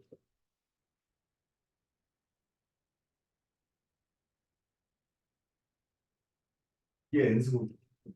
그러면 1, 1 보내고 그 다음에 지수. 지수. 1, 2.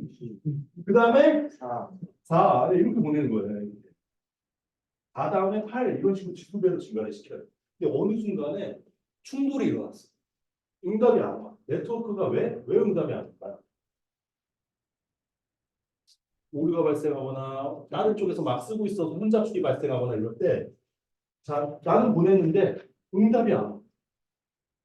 그럴 경우에 이제 여기에 몇 번 동안에 뭐 예를 들자면 응답이 안 오는 횟수들이 있거든요. 이게 넘으면 그 다음에 선형으로 증가시켜. 선형으로 증가시킨다는 얘기는 8 다음에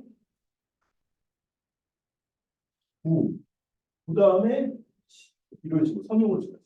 근데 또 충돌이 일어났어. 그러면 반으로 줄여요. 보내는 양을. 반으로 줄여. 지금 10까지 보냈잖아요. 그럼 10에서 반으로 줄이면 5.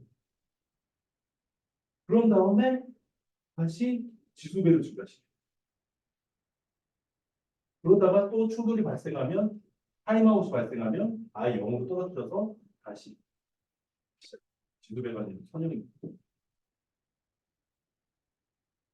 왜 이렇게 하겠어요?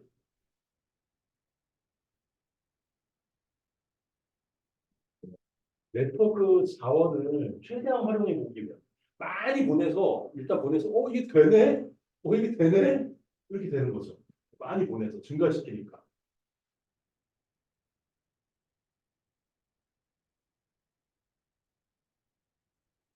네?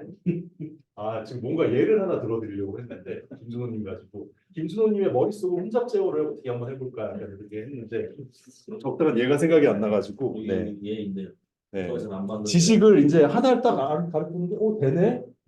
2로 보내고 3으로 보내고 되네 하는 이제 그다음부터 혼란이 오겠죠? 그럼 반으로 줄이고 그렇죠. 선형으로 증가시키다가 이제 못 알아먹으면 반으로 줄이고 똑같아.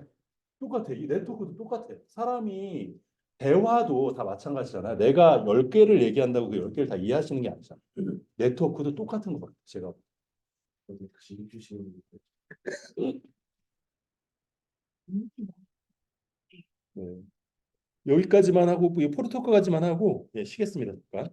그 TCP는 트랜스미션 컨트롤 프로토콜이라고 얘기해요.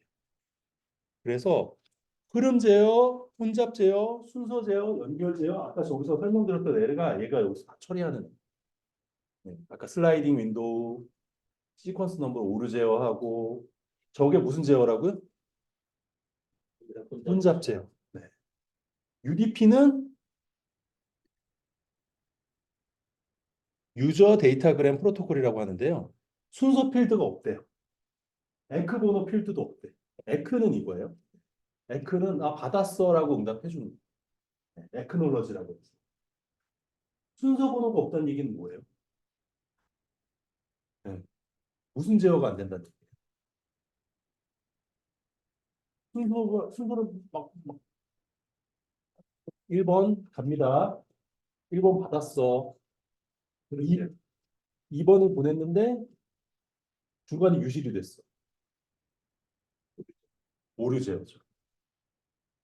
순서 필드가 없다는 얘기는 오류 제어가 없다는 얘기. 그래서 이런 건 주로 UDP는 어디에 쓰냐면 동영상 저희가 뭐 스트리밍 동영상 같은 거 보죠. 유튜브나 이런 거 보면 그냥 일단 수신을 스트리밍으로 다 받아요. 근데 중간에 갑자기 뭐 영상이 끊긴다든지 막 밀려서 온다든지 버퍼링 온다든지 막 이런 경우들 있잖아요. 그럴 때는 UDP로 속도가 더 중요하기 때문에.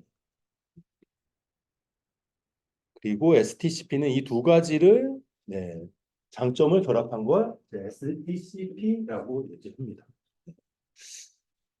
자, 그럼 여기까지 하고 잠깐 쉴게요. 네.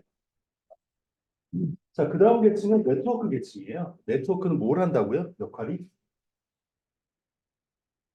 네트워크 역할. 경로를 설정하는. 그러니까 쉽게 생각하시면 그렇게 생각하시면 돼요. 우리가 여기서 서울에서 부산까지 가는데, 대전에서 부산까지 가는데 여러 경로로 갈 수 있잖아요. 예를 들면 고속도로를 탈 수도 있는 거고, 국도를 타고 가다가 고속도로 탈 수도 있는 거고. 이런 경로 설정을 어디서 한다고? 여기서. 여기서는 뭐? 패킷. 위에는 세그먼트가 IP 헤더를 붙여가지고 패킷이 되는 패킷이. 그래서 이 네트워크는 얘기하신 대로 경로 설정입니다. 경로 설정. 네, 뭐 되게 많아 보이는데 하나씩 보면 금방 할 수 있어요. 여기도 프로토콜이 있어요. 프로토콜. 프로토콜이 있는데 여기서 중요한 프로토콜은 얘가 경로 설정하는 애잖아요. 경로를 설정하는 라우팅 프로토콜이 제일 중요해요. 네. 어떻게 경로를 설정할 거냐? 아예 아예 경로를 고정할 거냐? 아니면 다이나믹으로 할 거냐? 유동적으로 할 거냐? 그리고 내부냐 외부냐에 따라서 다르고요. 서로 그 링크의 상태, 전체 네트워크의 상태를 보고 하는 방식이 두 가지가 있어요. 하나는 디스턴스 벡터 알고리즘을 사용하는 경우도 있고요. 하나는 링크 스테이트 알고리즘을 사용하는 거예요. 어떻게 경로를 설정해야 최적의 경로를 가장 빠르게 보낼 수 있을까? 이런 고민들을 하는 거죠. 그런데 디스턴스 벡터 알고리즘은 이제 근처에 있는 애들의 정보를 가지고 경로를 설정하는 거예요. 그래서 얘는 15호, 15홉이라는 얘기는 경로를 설정할 수 있는 그 크기가 이 라우터의 크기가 하나, 둘, 셋 이런 식으로 해서 15개까지만 가는 홉이라고 있고. 자, 그러면 어떻게 써요? 대규모일까요? 소규모일까요? 소규모죠. 그래서 소규모. 그래서 30초마다 저 경로를 갱신하는 벨만 포드라는 알고리즘을 사용합니다. 밑에 있는 링크 스테이트 알고리즘은 다익스트라 알고리즘을 사용하게 되고요. 네트워크 전체 상태를 다 보고 네, 경로를 설정하는 방식이에요. 그리고 맥은 혹시 뭔지 아시나요? 맥 주소. 그렇죠. 맞아요. 맥 어드레스 맞아요. 미디어 어드레스 맞나?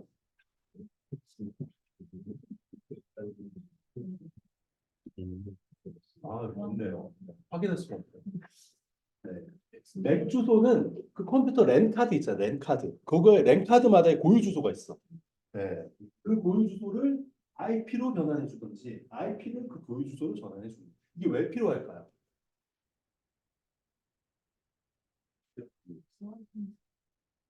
보안 정책? 뭐 보안 정책일 수도 있고. 네. 오세스 컨트롤을 위해. 네. 네. 실제 컴퓨터는 그 주소가 IP로 되어 있지 않아요. 그렇죠? 맥 주소로 되어 있어요. 실제 컴퓨터는. 그러면 예를 들면 IP1111이 맥 주소 AAA라는 걸 알아야 되잖아요. 네. 그래서 예를 들자면 네이버에 있는 서버를 찾아간다고 생각해 볼게요. IP로 다 찾아갔어. 근데 실제 서버는 맥 주소로 되어 있을 거죠. 그렇죠? 네트워크 장비, 네트워크 그 랜카드로 되어 있어요. 그러면 이 IP에 매핑이 되어 있는 사상이 되어 있는 애는 이 맥 주소야라고 알려주면 그걸 가지고 찾아가는 거죠.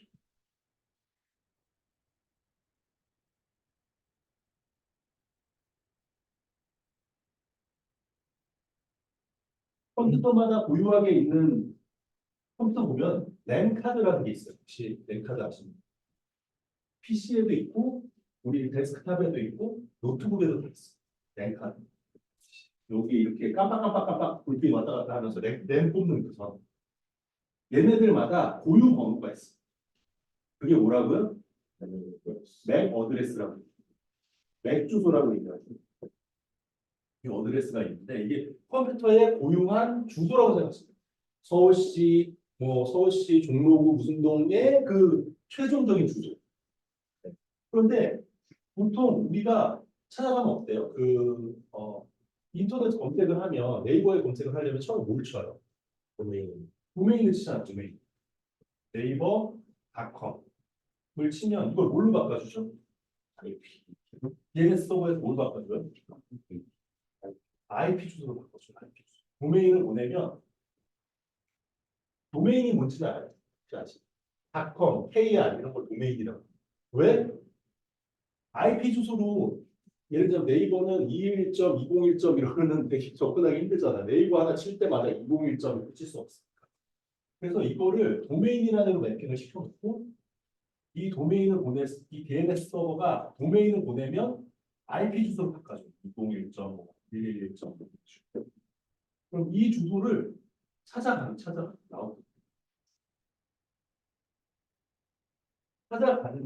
찾아가는데 결국에는 이 스위치단까지 갔을 때 이 IP까지 왔잖아요. IP가 예를 들자면 201.111.7.1이라고 할게요. 그럼 여기까지 찾아왔어. 그럼 얘가 맥 주소가 예를 들자면 1111이라고 하면 얘라는 걸 알아야 실제 컴퓨터를 연결시켜 줄 수 있을 거잖아요. 네. 이해되셨어요? 임기선님만 이해하고 있는 것 같아요. 이 고유에 있는 컴퓨터 주소는 맥 주소로 되어 있습니다. IP 얘가 이 주소가 실제로 이 맥 주소라는 걸 알아야 얘를 연결을 시켜주죠. 그렇죠? 그래서 이렇게 얘를 IP 주소를 맥 주소로 변환해 주는 게 뭐라고요? ARP. 거꾸로 맥 주소를 IP로 변환해 주는 프로토콜이 RARP. 랜선 연구는 그 IP와 네트워크를 쓰는 매핑이 들어요. 그렇죠. 스위치에서 그 정보를 들고 있는 거죠. 네. IGMP, ICMP 뭐 이런 애들이 있고요. ND, 얘네들은 좀 너무 어려서 그냥 넘어갈게요. 일단. 네. 그리고 우리가 많이 쓰는 IP. IP는 두 가지 형식이 있어요. IPv4, 6. 네. IPv4가 우리가 기존에 쓰고 있는 201.211.8.11 이게 네 자리로 나눠져, 네 자리랑 네 그룹으로 나눠져. 그래서 얘는 한 대략 32비트로 되어 있는데 얘는 43억 개로 한정이 되어 있어요. 그런데 한번 생각해 보세요. 우리가 IP 할당하는 게 계속 늘어나고 있잖아요. IoT에도 다 인터넷을 연결하는 이런 상황이니까. 그러다 보니 IP 주소가 결국에는 모자랄 것 같아. 그렇기 때문에 이 자릿수를 늘려서 관리해보자. 이게 IPv6가 나오게 된 이제 배경이고요. 그럼에도 불구하고 IP 주소를 효율적으로 좀 관리해보자.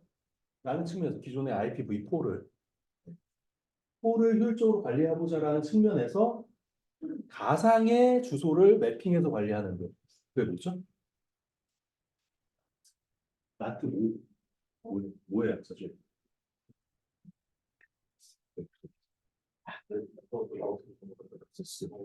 네트워크 액세스 트랜스 뭐 그거 아닌가요?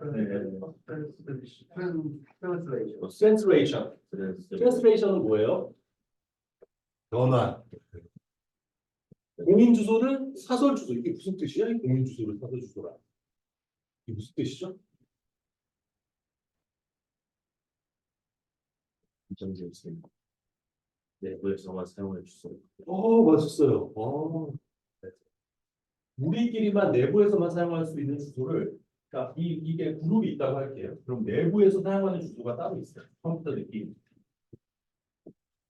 사용하는 주소가 있고, 밖으로 나갈 때는 그런데 어때요? 공인 주소로 있으면 서로 통신이 가능할 거잖아요. 근데 이때는 공인 주소를 쓰고요. 이 안에 들어오면 사설 주소를 쓰는 거죠. 사설 주소라는 게 얘네들끼리만 알아서, 우리 그룹 내에서만 알아서 쓰는 주소를 사용하는 거죠. 이게 네트워크 어드레스 트랜스레이션이라는 애고요. IP를 쓰다 보면 특정 그 IP를 이렇게 그룹핑하거나 분리해서 사용해야 되는 것도 있어요. 대역대로. 네. 그때 분리를 할 때 서브네팅 같은 걸 쓰고요.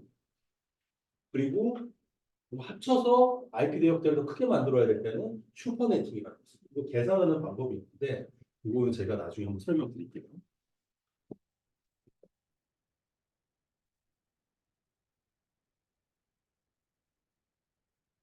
음.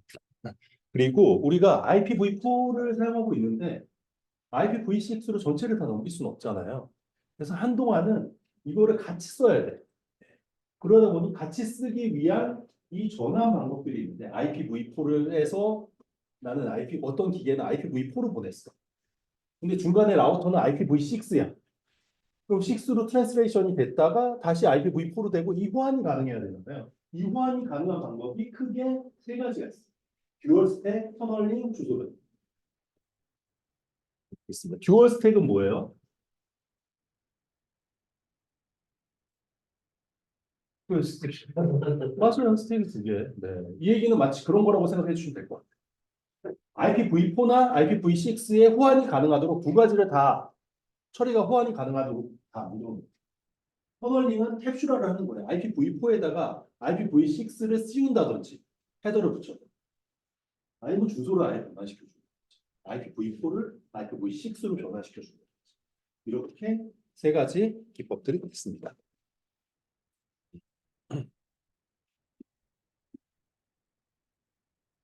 자, 그리고 데이터 링크 레이어로 나와요. 이제 네트워크까지 한 거고요. 데이터 링크 레이어에는 여기서 이제 주로 하는 건 이런 오류 제어, 주소 지정, 접근 제어, 뭐 이런 애들을 주로 하게 되고요.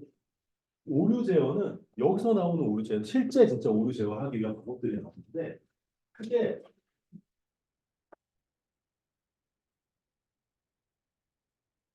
오류 제어 방법은 FEC, BEC 방법입니다. FEC는 포워드, 에러, 커렉션. 커렉션이 뭐죠? 수정수. 통신자, 수신자 보냈어요. 오류를 발견했어. 발견했어요. 그러면 포워드 앞에서 그냥 수정하는 거야. 오류 발견하고 수정하는 거. 이거를 포워드 에러 커렉션. 그게 아니라 통신자, 수신자 보냈어요. 오류 발견됐어. 다시 보내. 다시 보내. 다시 보낼게. 백워드 다시 오고 있어. 백워드. 백워드 오고 있어. 그래서 얘네들마다의 기법들이 있어요. 기법들이.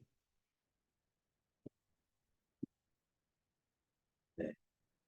이 forward error correction 같은 경우는 블록 기법의 해밍 코드라고 혹시 들어보셨나요? 해밍 코드? 해밍 코드. 그리고 RS 코드. 그리고 논블록 코드에는 길쌈 코드, 터보 코드 이런 게 있어요. 뭐 얘네들이 어떻게 작동하는지까지는 아실 필요는 없고 해밍 코드 정도는 계산할 수 있어요.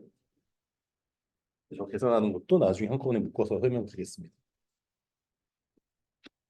그리고 BC, Backward Error Correction. 얘는 검출하는 것과 재전송 요청하는 게 달라요. 여기서 검출하는 거. 오류가 있는데? 라고 발견하는 거. 이 검출 기법은 CRC, 검출 패러티, 체크선, 패러티 검사 이런 애들이 있어요. 그리고 실제 재전송 요청하는 기법은 스고세라고 얘기하죠. 스고세. 스탑 앤 웨이트, 고백앤, 셀렉티브 앤 리피트, 어댑티브 ARQ, HARQ 이렇게 나눠져 있는데 크게는 얘네들 세 개를 보면 되고요. 스고세, 스고세. 이게 어떻게 보면 진화하는 그 순서라고 생각하시면 돼요. 스탑 앤 웨이트는 뭐냐면 제가 지금 하고 있는 것처럼 똑같은 거죠. 자, 보냅니다. 받으셨나요? 안 온 것 같아. 다시 보내. 받으셨나요? 네, 받았습니다. 그러면 다음 거 보내. 스탑. 보내고 스탑해. 기다려. 그리고 응답이 오면 다음 거 보내. 스탑해. 고백에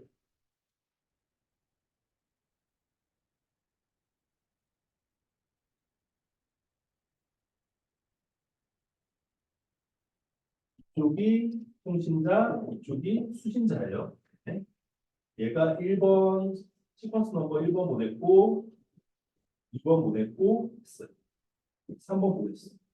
근데 응답이 1번 받았어. 3번 받았어. 뭐가 누락이 됐죠, 지금? 2번이 누락됐잖아요. 그럼 우리는 어떤 생각이 들어요? 2번만 다시 보내면 되는 거 아니야? 그렇죠. 이런 생각이 들죠. 그런데 고백에는 뭐냐면 다시 가. 2번, 3번은 다시 보내. 무슨 말씀인지 알죠? go back and 2번, 3번. 그러니까 2번, 3번은 또 보내. 3번은 받았는데. 왜 이렇게 할까요? 왜 이렇게 바보 같은 거예요? 네? 네? 순서대로 하기 위해서 그것도 좋은데.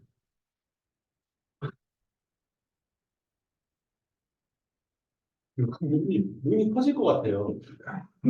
방금 얘기했어. 네. 그래서 버퍼가 없어서. 수신치. 3번을 여기다 해서 담아놓으면 어딘가에 담아놨으면 3번 다시 안 보내도 되잖아. 담아놓을 데가 없는 거예요. 그러다 보니까 이제 수험을 다시 보내야 되는 거고요. 자, 셀렉티브 앤 리피트는 뭐죠? 셀렉티브. 2번 누락됐네. 그러면 2번만 다시 보내는 거예요. 점점 진화하는 거죠. 얘는 스탑 앤 웨이트는 어떤 문제가 있었어요? 맞습니다. 네, 느리겠죠. 속 터지지 아주. 네. 고백에는 중복해서 다시 보내야 된다는 문제가 있고, 셀렉티브 앤 리피트는 선택해서 보낼 수 있다는 좀 이렇게 됩니다. 이게 뭐라고요? 지금까지 설명한 게 오류제요. 오류제어 방식에는 FC와 BC가 있습니다. 자체 수정이 가능한 게 뭐라고요? FC, 자체 수정이 가능한.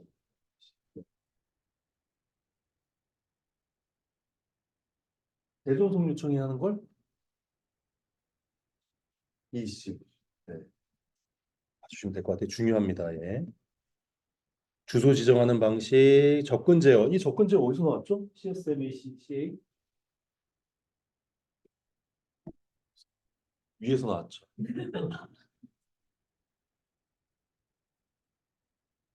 네트워크 자원을 유동적으로 사용하기 위해 고정해서 할당해서 하는 게 아니라, 그렇죠? 이 주파수는 당신만 사용하고 이 주파수는 남은만 사용하고 이게 아니죠. 그때 사용할 사람들이 그때 유동적으로 할당해서 사용하기 위함인데, 그때 충돌이 일어나면 어떻게 처리할 거야? 에 대한 충돌 감지 기법. 네. 표준 이런 애들도 있고요. 이 데이터 송수신 프로토콜이 HDLC라는 게 있어요. 하이 레벨 데이터 링크 컨트롤이라는 게 있고요. 이게 오류 제어, 흐름 접근 제어 이런 애들 다 해주는 애. 물리 계층은 네, 피지컬 계층이죠. 저희 그래서 RS231C 혹시 저희 네트워크 선 랜선 아시죠? 네, 그 선, 네, 입니다. 그래서 이제 제대로 이해하셨는지 TCP 방식으로 한번 해볼게요. 네. 네트워크 OSI 7A어는 크게 7계층으로 이루어져 있어요. 네트워크의 경로를 설정하는 계층은 어디일까요? 그렇죠. 네. 그러면 그 네트워크 계층에 기본적으로 생각하는 데이터의 이름은 뭘까요? 패킷. 맞아요. 네. 써져 있네. 여기가 L3 스위치입니다. 그러면 네트워크의 경로를 설정하는 알고리즘 두 가지가 있어요.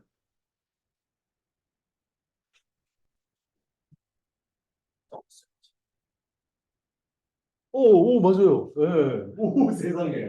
어유, 다, 다 엑스트라 알고리즘. 네, 두 번째. 네. 인스턴트 백과 알고리즘이랑 다 엑스트라 알고리즘이 있었어요. 그렇죠? 그 네트워크의 상태를 보고 인스턴트 백과 알고리즘, 다엑스라 알고리즘. 우리가 나중에 알고리즘을 배우게 되면 그 경로 설정하는 알고리즘인데 다엑스라 알고리즘이 나와요. 어떻게 설정하는지. 네트워크 전체 크기를 보는 거고 얘는 몇 톱 제한이 있다고요? 15. 아, 아까 먹을 것 같아. 네. 자, 아, 그러면 네트워크의 혼잡 제어를 하는 계층 어디죠? 혼잡 제어. 혼잡 제어. 이거 열어줘? 왜 열어? 어떻게 해줘? 어떻게 해줘? 맞아요. 저도 트랜스미션. 그렇죠? 네. 혼잡 제어. TCP 혼잡 제어인데 자, 뭐부터 한다고요? 어떻게 한다고 혼잡 제어를? 슬로우 스타트. 슬로우 스타트는 뭐예요? 첫 지수대 이 엔드로 하잖아요. 근데 뭔가 충돌이 일어나거나 에크놀로지 메시지가 드롭되거나 이러면 뭘 어떻게 한다고요? 성형으로. 그 다음에 다시 안 줄였다가 다시 하다가 타임아웃. 네. 그런 다음에 다시 시작. 이거를 타오라고 제가 이름 얘기하는데 혼잡제. 그렇죠. 혼잡제요. 네. 자, 그러면 네트워크 상의 오류 제어하는 오류 제어를 담당하는 네. 오류의 검출과 수정을 담당하는 계층. 데이터 링크 계층. 그럼 그 수정을 담당하는 그 처리하는 기법이 두 가지가 있어요. 그렇죠? 하나는 FC고 하나는 BC예요. 그럼 BC가 에러를 검출하는 기법은 뭐 여러 가지가 CRC 뭐 이런 애들이 있는데 그러면 재존송을 요청하는 기법은 뭐가 있을까요?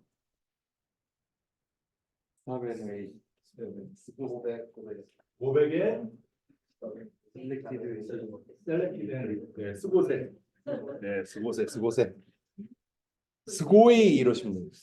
네.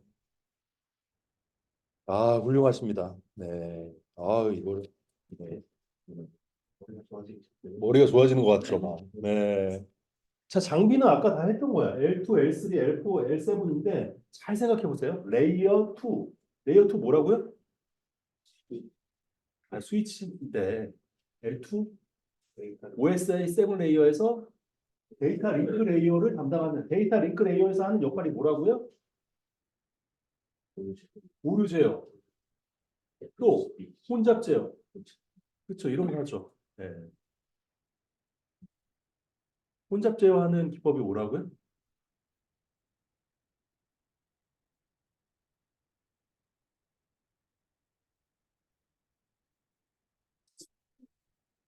클럽스타트.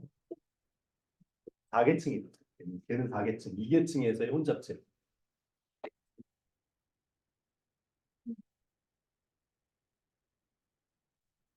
슬라이딩 윈도? 흐름 제어. 걔는. 네.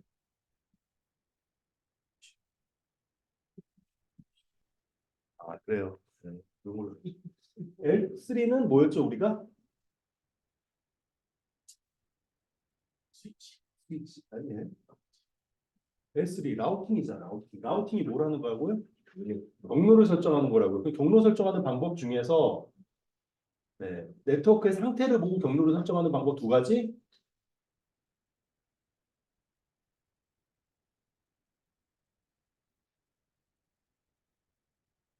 디스턴스 벡터.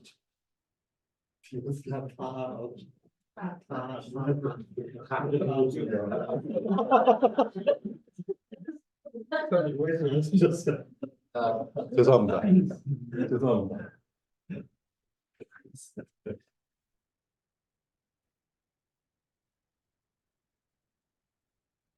링크 스테이트 알고리즘. 링크 스테이트. 네. 저런 게 있고요. L4는 뭐죠? 레이어 4? 로드 밸런싱, QoS. QoS는 뭘까요? 뭐의 약자일까요? 퀄리티 오브 서비스. 네트워크를 하나의 서비스로 보고 어떻게 하면 품질 관리를 할까? 이거예요. 네. 네트워크 품질은 뭐랑 관련이 있을까요? 좀 다 할 건데 네트워크 품질.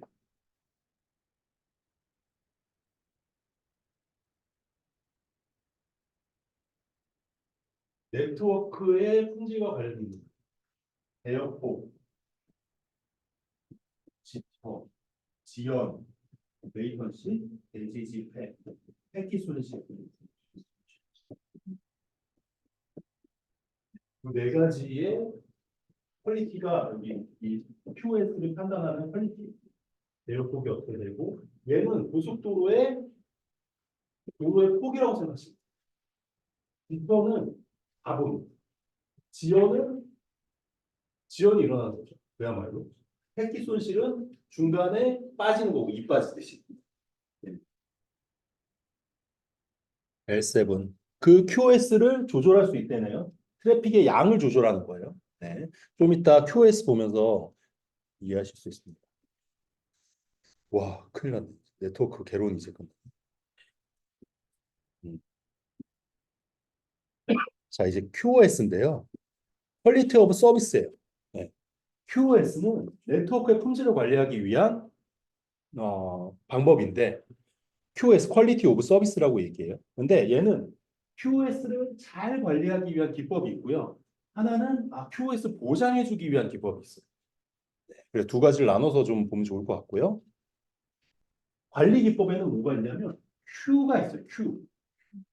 이 Q가 뭘 얘기하는 걸까요? Q.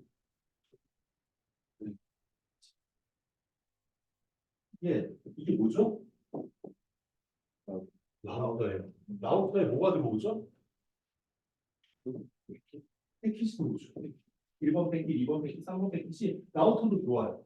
그러면 이 라우터가 처리를 해줘야 되잖아요. 다음으로 넘겨줘야 되잖아. 그걸 뭐라고 하냐면 패킷 포워딩이라고. 포워딩 앞으로 보낸다. 네. 그래서 그러면 1번, 2번, 3번이 지금 들어오고 있어. 어떤 순서로 처리를 해야 돼? 이거. FIFO는 맞아요. 선입 선출. 여기서는 뭐부터 처리하죠? 1번부터 처리하죠. 1번, 2번, 3번 처리하면 되겠네요. 그렇죠? PQ는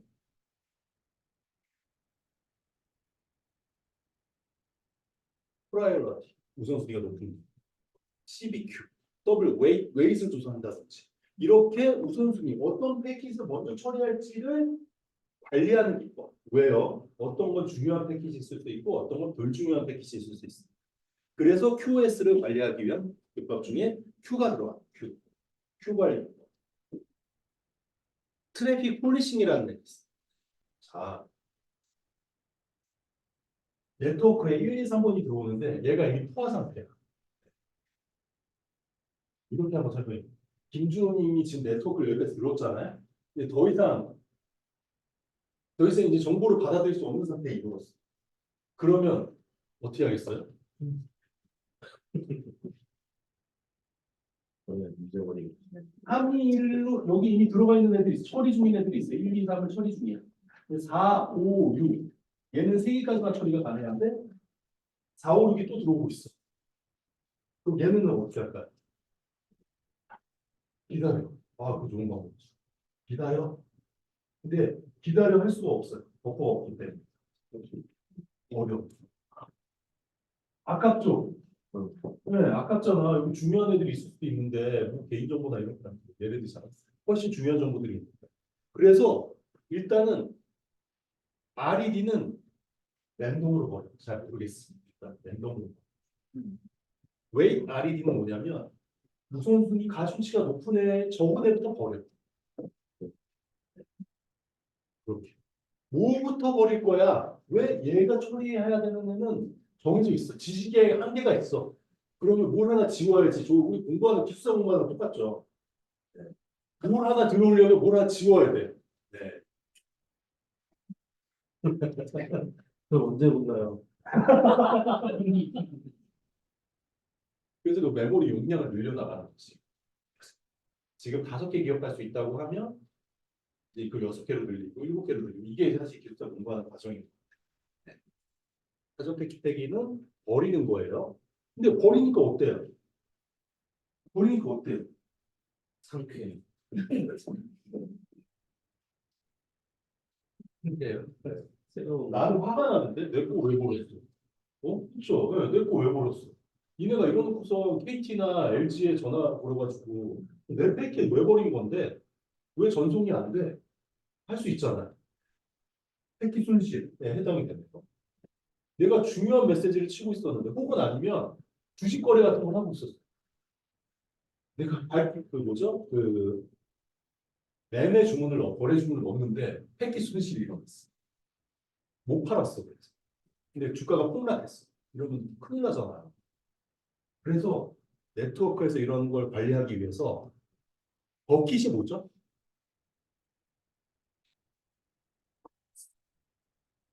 아, 맞아요. 그 버킷리스트에서 버킷인 거예요. 네?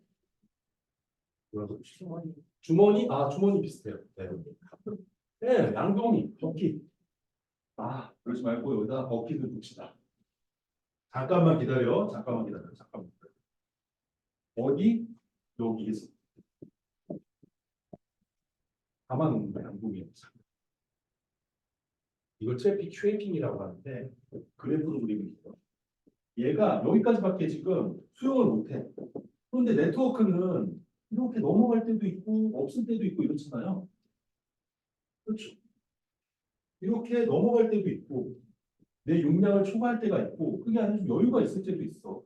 그렇죠? 그러면 이렇게 넘어갈 때는 양동이에 담아놨다. 이렇게 여유가 있을 때 전송하면 좋겠네요. 그렇죠? 그래서 이게 쉐이핑이 뭐예요? 쉐이핑. 쉐이핑. 성형하다. 쉐이핑이 성형하다. 성형. 이거를 일로 넣어줘. 그래서 트래픽 쉐이핑이다. 쉐이핑. 미키 버킷이랑 토큰 버킷이 있어. 미키 버킷은 이 양에 대고 들어가는 거고, 토큰 버킷은 순서를 정해주는 순서. 토큰 순서를 정해줘서 이 순서 번호표 나눠서 이거를 해놓고 양동이에 담아놓고 처리하는 거예요. 이게 뭐라고요? 대역폭을 조절하기 위해서.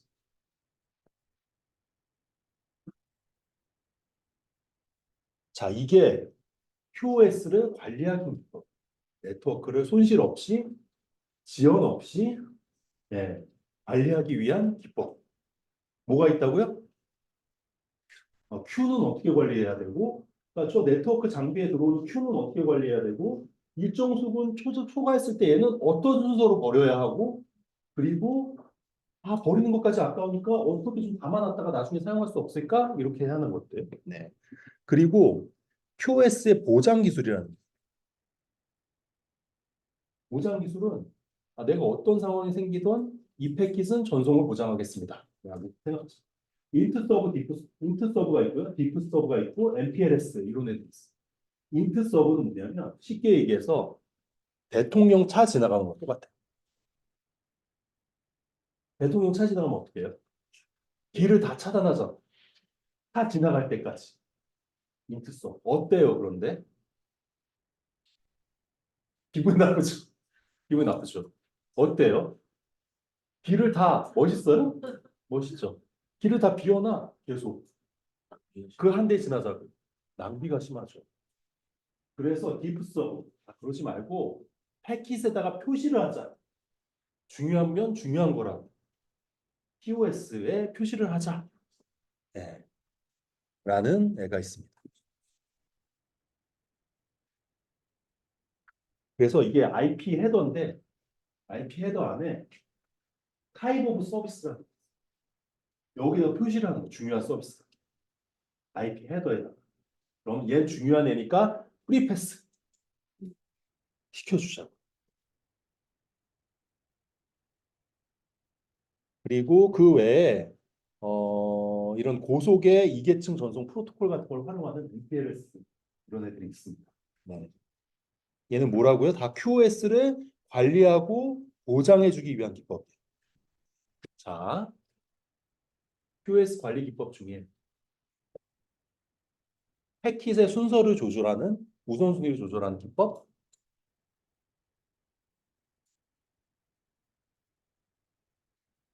Q 관리 기법 맞습니다. 그러면 어, 트래픽이 초과했을 때 버킷에 담아놨다가 유효할 때 재전송하는 기법, 전송하는 기법, 트래픽 쉐이핑. 네. 성용하다 이렇게 생각하시면 돼요. 망중립성은 그러니까 망 서비스를 제공하는 그 회사가 컨텐츠 프로바이더, 네. 컨텐츠를 제공자를 차별 없이 망을 사용할 수 있게 해줘야 된다는 원칙. 근데 저게 문제가 됐던 게 있어. 예를 들자면 네이버나 혹은 아니면 네이버라기보다 넷플릭스, 유튜브 이런 데는 어때요? 망을 트래픽을 많이 쓰잖아. 근데 돈을 더 줘. 그러면 너네 때문에 지금 트래픽을 얼마나 먹고 있는데 무슨 소리야? 망중립성 몰라? 차별 없이 대우해야 된다는 거잖아. 왜 우리만 돈을 내야 해? 뭐 이렇게 되는 거죠. 그래서 문제가 있었던 게 넷플릭스 문제가 있었고 아까 우리 1교시 때 써봤던 넷플릭스 그 문제가 그 이슈 때문에 나왔어요. CDN은 뭐죠?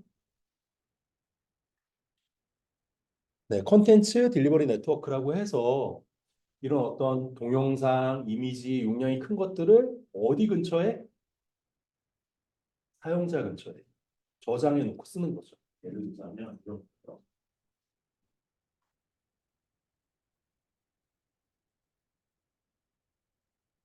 여기가 사용자. 네. 근데 여기가 미국에 있는 넷플릭스. 오징어 게임을 한번 보려고 하면 미국까지 갔다 와야 돼. 네. 얼마나 오래 스트리밍이 가능하겠어요, 이게? 네, 미국. 그래서 어떻게 한다고요? 이 사용자 근처에 미리 갖다 놓는 오징어 게임. 그러면 여기서 왔다 갔다 하는 거예요. 얘가 무슨 서버라고요? 컨텐츠 딜리버리 컨텐츠 제공 네트워크. 다른 거는 넘어가도 될 것 같고요. 무선 통신. 자, 무선 통신은 크게 IoT, 이동 통신, 와이파이 뭐 이 정도로 나뉘는 것 같아요. 네. 근데 IoT 중에서도 얘도 프로토콜이 중요한데 COAP, MQTT, XMPP 이 세 가지 프로토콜 방식이 있어요. IoT 장비들이라고 한번 생각해 보세요. IoT 장비 뭐가 있을까요?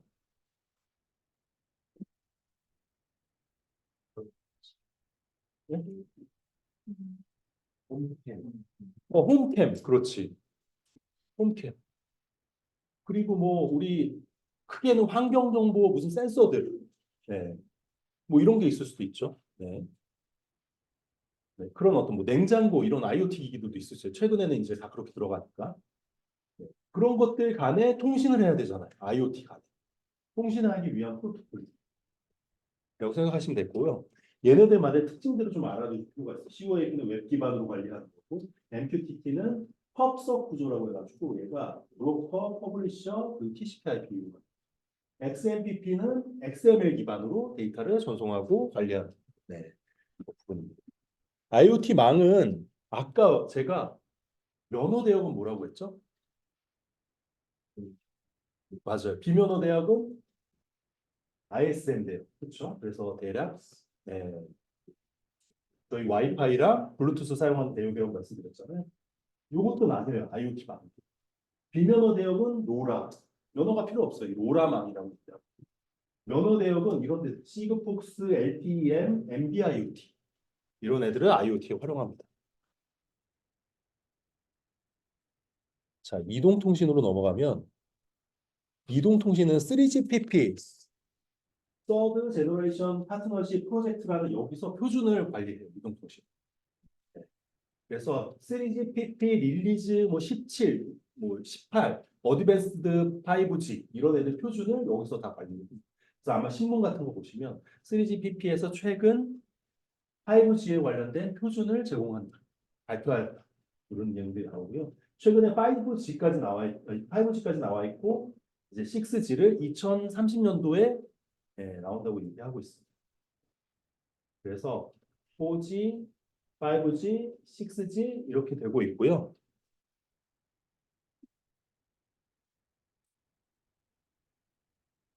이런 기술들이 좀 사용이 되는데 네, 이거는 세부적으로 보면서 설명을 좀 드리는 게 좋을 것 같고 5G가 지금 우리가 사용하고 있는 애들이에요. 네, 그래서 아까 말씀드렸다시피 3GPP 뉴 라디오 버전 16 네, 이런 식으로 발표를 해요. 내가 표준을 발표를 하고 그럼 거기에 이런 규격들이 다 들어가게. 그래서 얘네들은 이제 뭐가 들어가게 되냐면 이런 그 비전 같은 것들이 들어가요. 비전은 뭐냐면 속도는 얼마가 돼야 되고 대역폭은 어떻게 쓰고 그리고 시속 몇 킬로에서도 통신이 가능해야 되고 지연 속도는 0.1 미리세컨드로 지연이 돼야 되고 이런 어떤 기술 모델들, 비전 같은 것들이 있는데요. 그런 걸 규정하는 데이 있어요. 이건 좀 이따 보여드릴게요. 해도. 그래서 이동통신은 약간 그런 부분들이 있고요. 네. 그래서 위에 있는 네트워크 기본 기술들 그리고 유선, 무선 기술들을 가지고 실제 네트워크 서비스를 제공하는 네, 애들이 있는데 충전 기술에는 자기 유도 방식, 자기 공명 방식, 전자기파 방식 충전하는 우리가 네, 실제 무선 충전을 할 때 사용하는 기술들 이 세 가지 방식들이 있고 차량 간에 통신하는 기술들도 있어요. 네. 차량 간에 통신하는 기술에는 크게는 웨이브, CVTX 이런 기술들이 별도로 있고요. 스마트 홈 아까 말씀드린 것처럼 메터라는 스마트 홈의 표준이 있습니다.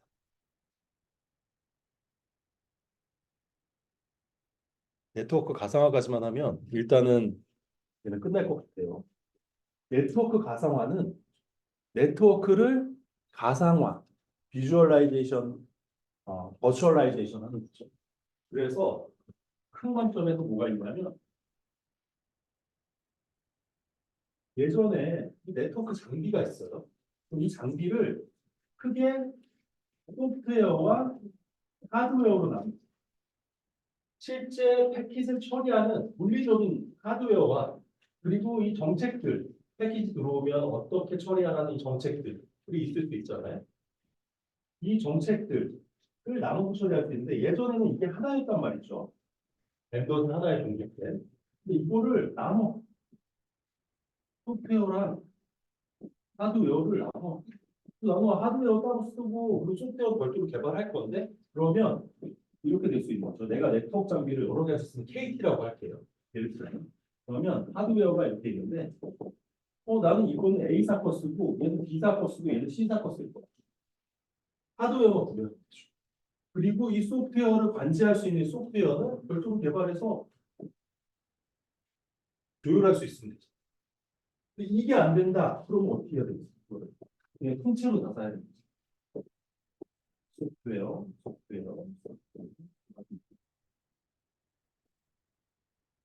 낭비가 있습니다. 그런데 문제가 있어요. 소프트웨어를 이 다른 하드웨어에 이렇게 소프트웨어를 호환할 수 있도록 해주려면 뭐가 필요하죠? 네? 아답터? 아답터 같은 게 필요하죠. 소프트웨어 관점에서 내가 하나의 공통된 소프트웨어로 이 다른 기기사들의 하드웨어를 관리하고 싶어요. 제어하고 싶어요. 표준이 필요하죠. 표준.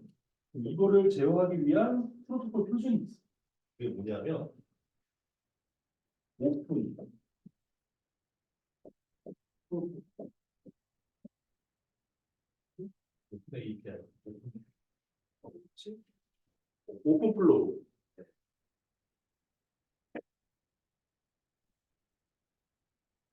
얘는 하드웨어 제조사와 상관없이 어떤 하드웨어? 네트워크 제조사와 상관없이 이 소프트웨어가 하드웨어를 제어할 수 있도록 만들어주는 프로토콜. 그래서 우리가 이렇게 나눌 때 이 소프트웨어 영역을 컨트롤 플레인이라고 하고요. 컨트롤 제어하는 거잖아. 제어하는 플레인, 계층. 여기는 실제 컨트롤하는 그 데이터가 저장돼 있다고 해서 데이터 플레인. 이게 뭐라고요 지금? 이 전체를 소프트웨어와 하드웨어를 나눈 걸 SDN, 소프트웨어 디파인 네트워크라는.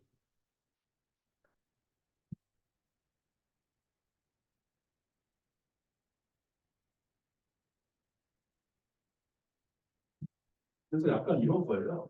이 네트워크 장비들이 이렇게 있으면 네트워크 장비가 있고 여기서 이제 관제하는 시스템이에요. 그러면 여기에는 뭐가 있냐면 A라는 패킷이 들어오면 C로 보내 이런 정책들이 들어가 있는 데이터 정책들이. 그거를 여기서 설정하는 거예요. 이 소프트웨어에서. B라는 패키지 들어오면 어디로 보내? 이런 정책들을 여기서 설정하는 거죠. 설정하는 건데 그래서 이런 XDM 같은 것들이 필요하게 됐습니다. NFV는 그야말로 우리 그냥 일반 PC를 네트워크 장비처럼 사용할 수 있도록 가상화 시켜주는 거야. 마치 너는 네트워크 장비야, 너는 라우터야, 너는 스위치야 이렇게 사용할 수 있도록. 네. 전체적으로 크게는 한번 제가 전체적인 구조는 다 한번 살펴봤고요. 이제 상세로 좀 봐야 되는 몇 가지 그 토픽들을 보면서 설명을 좀 드리도록 할게요. 네. 일단은 여기서